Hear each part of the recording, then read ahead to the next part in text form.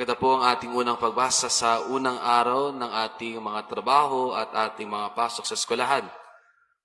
From the letter of St. James, sa panimula niya sa kanyang liham sa mga minamahal niyang komunidad.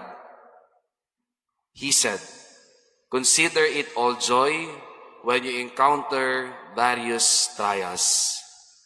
Magalak kayo pag marami kayong pagsubok sa inyong buhay. Pero ang katotohanan, mga kapatid, kay Kristo, kapag tayo ay maraming problema, kapag marami tayong suliranin at mga bitbit na pinagdadaanan sa buhay, ang una nating tugon at reaksyon, nakasimangot, malungkot, at halos pasad ang mundo. Ano bang punto ni Santiago nung binanggit niya itong magalak kayo pag marami kayong pagsubok sa buhay? Winika niya, kapag maraming pagsubok sa buhay, ibig sabihin, ang Diyos nilalaan tayo at hinuhubog tayo sa ating tiwala sa Kanya. We are being formed to trust in God always.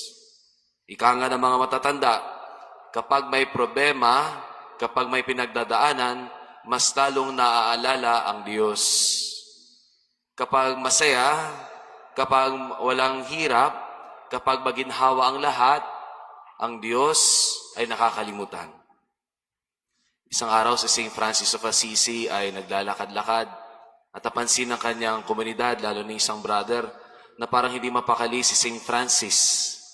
Nilapitan niya si St. Francis na parang tuliro at tinanong, "Ano problema, Francis?"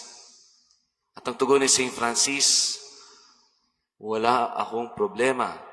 Hindi ako tinutukso ng demonyo. Lahat ay maginhawa."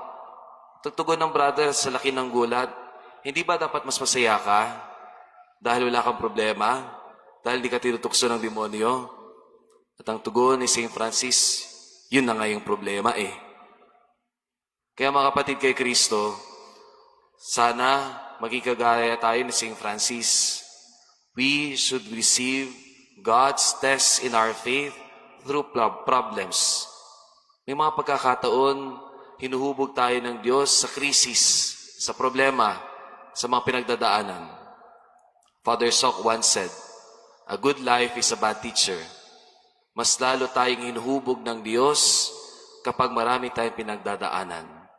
We learn from things in bad, we appreciate things, and at times, difficult life is a life of blessing. Amen.